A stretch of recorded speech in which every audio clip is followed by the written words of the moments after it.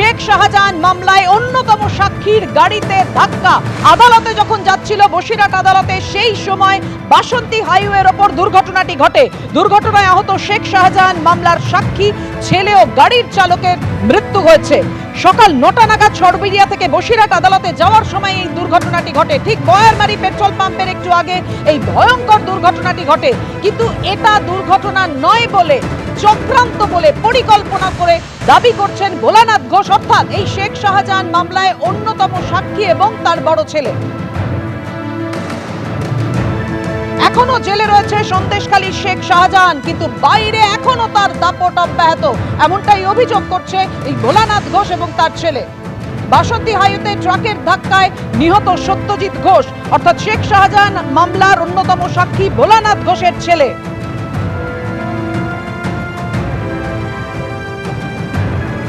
ভোলানাথ ঘোষের দাবি, আক্রোশ থেকেই ধাক্কা, অনেক আগে থেকেই ভয় দেখাতো।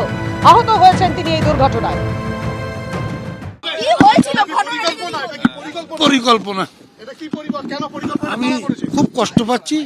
আমি বাড়িতে যেয়ে সবটা লিখে আমি যখন থানা দিচ্ছি, সবটা পেয়ে আমার খুব দমের কষ্ট হচ্ছে। এখান থেকে বেলুনটা পেটে এখানে লাগিল। প্রশাসনের প্রতি আমার ভরসা আছে। সামনে পিছনে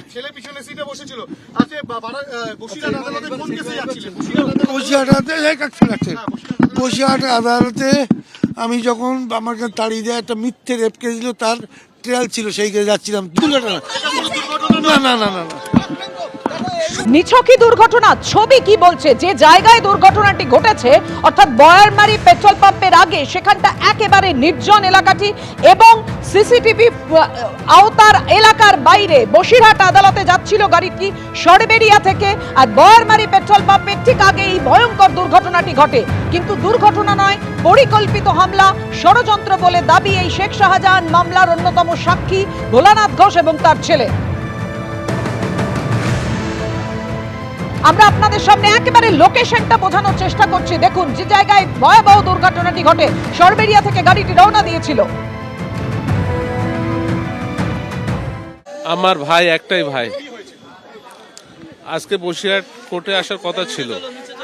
ভাইকে, বাবাকে, শাহজাহান শেখের যে ওই যে ঘটনা ছিল না, সিবিআই মামলায় হেনাতেনা, ইডিকে মারধর, ওর যে কার্যকলাপ, ও সাক্ষী ছিল আমার বাবা ভোলা ঘোষ। ও কোর্টে আজকে ডেট ছিল, আসছিল, সেই গাড়িকে চক্রান্ত করে মেরে দিয়েছে।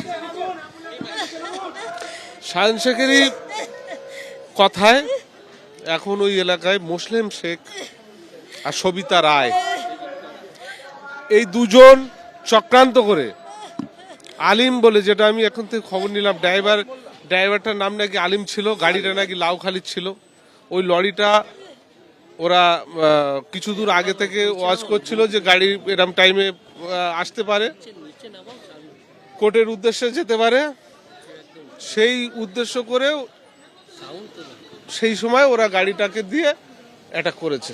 ইচ্ছা, সম্পূর্ণ ইচ্ছা। এর আগে থেকেও বিভিন্নভাবে হুমকি দিয়েছিল মারার জন্য। ওদের থেকে, ওদের বিভিন্ন লোক দ্বারা হুমকি, যে শাহজাহান শেখের ওখানে একটাই রাত চলে, শাহজাহান শেখ। পঞ্চায়েত সমিতির সভাপতি সবিতা রায়, নেজাট পঞ্চায়েত সমিতির সভাপতি সবিতা রায়, আর মুসলিম শেখ হচ্ছে সহ সভাপতি। এই দুজন শাহজাহান শেখের সম্পূর্ণটাই র্যাকেট চালাচ্ছে ওখানে। মানুষের অত্যাচার, মানুষের ভয় দেখানো, মানুষের চুপ করানো, সবকিছুই ওরাই চালাচ্ছে। কোনো দুর্ঘটনা না, খুন, 100% খুন। সরাসরি শাহজাহান শেখের ইন্ধনে মুসলিম শেখ আর সবিতা রায়। মুসলিম শেখ, সবিতা রায় বসিরহাট কোর্টে যাচ্ছিল, ইচ্ছা করেই মেরে দিয়েছে শাহজাহান শেখ। জেলে বসে পরিকল্পনা করছে, এর কি কোনোদিন বিচার হবে না? সারা জীবন নির্ভয় মায়ের কোলই হয়তো খালি হবে। বিচার চাই, আর কিচ্ছু চাই না কোর্টের আদালতের কাছে, যে কবে বিচার পাবো, এই আশায় আজ। ছোট ভাইকে হারিয়েছেন তিনি এই দুর্ঘটনায়। বুঝতেই পারছেন যে হাহাকার এই মুহূর্তে পরিবারে। শেখ শাহজাহান পরিকল্পনা করে তার অনুগামীদের দিয়ে এই ঘটনা ঘটিয়েছে, এমনটাই অভিযোগ করছেন এই ভোলানাথ ঘোষ শেখ শাহজাহান মামলার সাক্ষী তিনি নিজে এবং তার বড় ছেলে এবং পরিবারের অন্যান্য সদস্যরাও। যে ভয়ঙ্কর দুর্ঘটনাটি আজকে ঘটে, যদিও দুর্ঘটনা বলতে নারাজ শেখ শাহজাহান মামলার সাক্ষী ভোলানাথ ঘোষ এবং তার পরিবার। অভিযুক্ত পঞ্চায়েত সমিতির নাজাত পঞ্চায়েত সমিতির সভাপতি এবং সহসভাপতি মুসলিম শেখ এবং সবিতা রায়ের বিরুদ্ধে সরাসরি খুনের অভিযোগ করছেন ভোলানাথ ঘোষের পরিবার।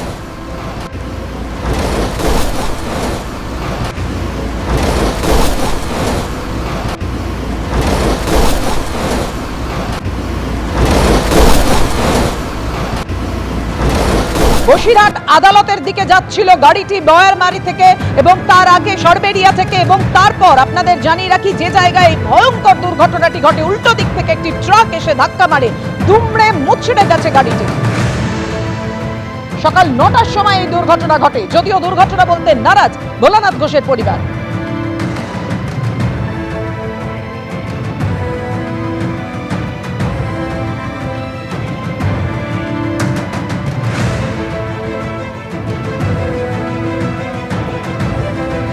এটা নিছকই চক্রান্ত, একেবারে আমাকে ফাঁসানোর চেষ্টা করা হয়েছে। আমরা সবাই একসঙ্গে দলটা করি, শাহজাহানের সঙ্গে ব্যবসা সম্পর্কিত বিষয়ে গন্ডগোল ছিল, আমরা একসঙ্গে দল করি, লোকসভা ভোট করেছি, এলাকা ছাড়ার বিষয়ে আমার জানা নেই, এমনই মন্তব্য সন্দেশখালী 1 নম্বর পঞ্চায়েত সমিতির সহসভাপতি মুসলিম শেখের। সম্পূর্ণ মিথ্যে কথা। এরা আমার মনে হয় কোন রকম রাজনৈতিক ফায়দা নেওয়ার জন্য এটা ওকে দিয়ে বলাচ্ছে। ওর সঙ্গে আমার ব্যক্তিগত ভালো সম্পর্ক, কন্ট্রাক্টারি কাজ করে, বিডিও অফিসে মাঝে মাঝে দেখা হয়, আমাকে দাদু দাদু করে ডাকে, দাদু ভালো আছে? আমি বলে হ্যাঁ ভালো আছি। কিন্তু ও যে আজকের এই বাইকটা দিচ্ছে, আমার সত্যি আমি মানে বিস্ময় লাগছে যে অন্তত আমার সম্পর্কেও এই কথাটা বলছে। এটা ওর অন্তত ভেবেচিন্তে বলা উচিত, এবং এই ঘটনাটাই আদৌকে আমি কিছুই জানি না এবং সম্পূর্ণ মিথ্যে কথা। আর ট্রাক চালক ছিলেন, এদেরকে আপনি চিনতেন? না, আমি চিনি না। চিনি, নাম যেটা বলছে সেটাকে চিনি, কিন্তু ঘটনা হচ্ছে আমি কে চালাচ্ছিল এটা বলতে পারবো না। নাম কার নাম বলা হচ্ছে? কি একটা নাম আসছে, আলিম নাকি এরকম একটা নাম আলিমকে আসছে। ছিলেন আপনি? হ্যাঁ চিনি তো। আপনি ছিলেন, কিন্তু আপনার বিরুদ্ধে যেটা অভিযোগ উঠছে আপনি বলছেন এটা সম্পূর্ণ ভিত্তিহীন। একদম ভিত্তিহীন, একদম এর কোনো সত্যতা নেই। সত্যতা যাচাই করুক না, একটা মৃত্যু তো মানে কামনা। আপনার দলের একাংশের কোনো হাত থাকতে পারে? এখন আমি আন্দাজ করলে কি বলবো, না হলে বা এরকম হচ্ছে কেন? আচ্ছা, বিশেষ করে ভোলা তো টিএমসি পার্টিটা করে, তাহলে এটা হঠাৎ আমার নামে এইসবগুলো ছড়াচ্ছে, এইসবগুলো তো মানে ভিত্তিহীন। এগুলো তো আমি তো বুঝতে পারছি না, নিশ্চয়ই কোনো রকম চক্রান্ত করে এটা করছে।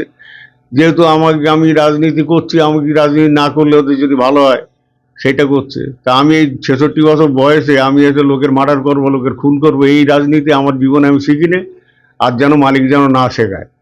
অর্থাৎ আপনারা শুনলেন, নাজাত পঞ্চায়েত সমিতির সহসভাপতি এবং সহসভাপতি সবিতা রায় তারা পুরো এই অভিযোগ উড়িয়ে দিয়েছেন এবং তারা বলছেন এই অভিযোগ সম্পূর্ণ ভিত্তিহীন, মিথ্যে। কিন্তু পরিবারের তরফ থেকে ঠিক কি দাবি করা হচ্ছে, কারণ নিহত সত্যজিৎ ঘোষ এবং গাড়ির চালকের দেহ নিয়ে আসা হয়েছে এসএসকেএমে। আজকে ময়না তদন্ত হবে না। আমাদের সঙ্গে রয়েছেন আমাদের প্রতিনিধি সুকান্ত মুখোপাধ্যায়। সুকান্ত, তুমি শুনছিলে নিশ্চয়ই যে মুসলিম শেখ এবং সবিতা রায়ের বক্তব্য, তারা সম্পূর্ণ অভিযোগ উড়িয়ে দিয়েছে, কিন্তু পরিবারের কি দাবি? দেখো, পরিবারের তরফে কিন্তু নাম করে এই দুজন অর্থাৎ সবিতা রায় এবং মুসলিম শেখের নাম করে বলা হয়েছে যে শাহজাহান শেখ যে এই মুহূর্তে জেল হেফাজতে রয়েছে সিবিআই তদন্তে, তার ইনস্ট্রাকশনই কিন্তু ফলো করা হয়েছে। এই ঘটনার আগেও একাধিকবার কিন্তু তাকে হুমকি দেওয়া, সিবিআই যাতে কোনোভাবে সে যোগাযোগ না করে, সিবিআইকে যাতে কোনোভাবে তথ্য না দেয়, সেই সম্পর্কিত বারবার কিন্তু একটা প্রেশার দেওয়া হচ্ছিল তার বাবা ভোলানাথ ঘোষের উপরে। এবং আজকের এই যে ঘটনা, সেই ঘটনার নেপথ্যে সরাসরি বারবার তাদেরকে প্রশ্ন করা হয়েছিল যে কারা দায়ী। সেই ক্ষেত্রে কিন্তু তার বড় ছেলে বিশ্বজিৎ ঘোষ বারবার যে দুটি নাম করে, একটি হচ্ছে সবিতা রায় এবং দ্বিতীয়ত হচ্ছে মুসলিম শেখ। এবার এই ঘটনার পরিপ্রেক্ষিতে তারা ইতিমধ্যে অস্বীকার করেছেন যে তাদের কোনো ইনভলভমেন্ট রয়েছে। এই মুহূর্তে তার ছেলে যিনি রয়েছেন বিশ্বজিৎ ঘোষ, তার ভাই এবং যিনি চালক রয়েছে, সেই দুজনের যে দেহ আজকে ময়নাতদন্ত হবে কিনা সেই বিষয়ে তারা কথা বলছেন। তবে হাসপাতাল সূত্রে যেটা জানা যাচ্ছে যে একটা প্রক্রিয়াগত জটিলতার কারণে আজকে ময়নাতদন্ত হচ্ছে না। দেহ আজকের জন্য ট্রমা কেয়ার সেন্টার থেকে আর কিছুক্ষণের মধ্যে সেটাকে নিয়ে যাওয়া হবে, মর্গে শিফট করা হবে। আগামীকাল দুপুর 2টোর পরে কিন্তু ময়নাতদন্ত হবে এবং নেজার থানাতে ইতিমধ্যে মেল করা হয়েছে, সেখান থেকে ভবানীপুর থানাতে বলা হবে, তার কারণ এই যে হাসপাতাল সেটা ভবানীপুর জুরিসডিকশনের মধ্যে পড়ছে, সেখান থেকে প্রপার মেল আসার পরে কিন্তু আগামীকাল ময়নাতদন্ত হওয়ার কথা রয়েছে। এবং পরিবারের তরফে যে দুজনের নামে অভিযোগ করা হয়েছে বা মৌখিকভাবে অন্ততপক্ষে তারা সংবাদ মাধ্যমের সামনে বলেছেন তারা অভিযোগ করবেন কিনা এই বিষয়ে তারা যেটা পরিষ্কার জানাচ্ছেন যে তারা প্রথমত সিবিআইকে জানাবেন এবং দ্বিতীয়ত ময়নাতদন্তের রিপোর্ট হাতে পাওয়ার পরে তারা কিন্তু এই বিষয়ে লিখিত কোনো অভিযোগ দায়ের করবেন কিনা সেটা তারা সিদ্ধান্ত নেবেন। আজকে 11:30 কিছু পরে ছোট ছেলে সত্যজিৎ ঘোষ এবং গাড়ির যিনি চালক ছিলেন শাহানুর মোল্লা, এই দুজনকে এখানে আনা হয়, কিন্তু রাস্তাতে তাদের মৃত্যু হয়। মাথায়, ঘাড়ে, বুকে বিভিন্ন জায়গাতে তাদের চোট লাগে, অতিরিক্ত রক্তক্ষরণ হয়, ইন্টারনাল ব্লিডিংও হয়, তার জেরে তাদের মৃত্যু হয় এবং হাসপাতালে আনার আগেই তারা কিন্তু মারা যান। ফলত এইখানে তাদের আগামীকাল ময়নাতদন্ত হওয়ার কথা রয়েছে। ফলত একাধিক বিষয় প্রশ্ন, এক হচ্ছে এই ফাঁকা যে রাস্তা সেই জায়গাকে কেন বেছে নেওয়া হলো, বা এটা আদপের দুর্ঘটনা নাকি এর নেপথ্যে অন্য কোনো কারণ রয়েছে, এই বিষয়টা যেমন দেখা হচ্ছে।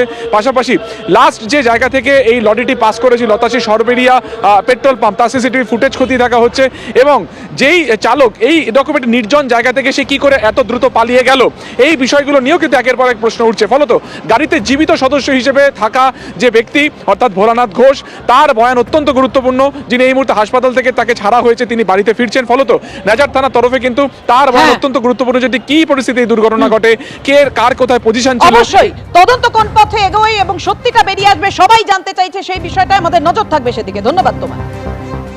এবিপি আনন্দ, এগিয়ে থাকে, এগিয়ে রাখে।